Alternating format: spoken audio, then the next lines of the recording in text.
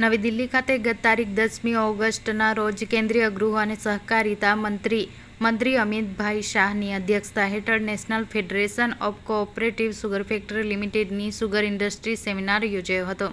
જેમાં એનએફસીએસએફના અધ્યક્ષ હર્ષવર્ધન પાટીલ, સહકાર રાજ્યમંત્રી કૃષ્ણપાલજી અને એનએફસીએસએફની સિનિયર ડિરેક્ટર અને ધારાસભ્ય ઈશ્વરસિંહ પટેલ સહિત સુગર ઇન્ડસ્ટ્રીઝના પદાધિકારીઓ ઉપસ્થિત રહ્યા હતા.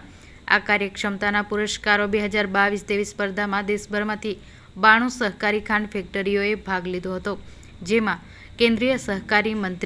મંત્રી અમિતભાઈ શાહે ઉદ્બોધનમાં જણાવ્યું હતું કે પ્રધાનમંત્રી નરેન્દ્રભાઈ મોદીએ ખાંડ મિલોના વિકાસ અને કાર્યક્ષમ સંચાલન તેમજ શેરડીના ખેડૂતોની સમૃદ્ધિ માટે પ્રતિબદ્ધ છે. ઇથેનોલ મિશ્રણ દ્વારા શેરડીના ખેડૂતોની આવકમાં વધારો હોય કે વધારાના અને બાકીના આવકવેરામાંથી મુક્તિ હોય, એનસીડીસી લોન યોજના હોય કે પછી મોલાસીસ પરનો જીએસટી ઘટાડવો, મોદી સરકારે શેરડીના ખેડૂતોની દરેક જરૂરિયાતોનું ધ્યાન રાખ્યું છે અને ઇથેનોલ મિશ્રણ પર મોદી સરકારના નિર્ણયથી પેટ્રોલના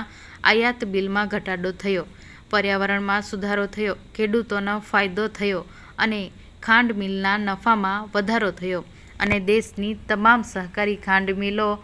2 વર્ષમાં ઇથેનોલનું ઉત્પાદન કરી શકે તે લક્ષ્ય સાથે એનએફસીએસએફએ આગળ વધવું જોઈએ. વધુમાં કેન્દ્રીય મંત્રી અમિત શાહે જણાવ્યું કે મોદી સરકારે 2030 સુધીમાં 20% ઇથેનોલ મિશ્રણ હાંસલ કરવાનું લક્ષ્ય નક્કી કર્યું છે.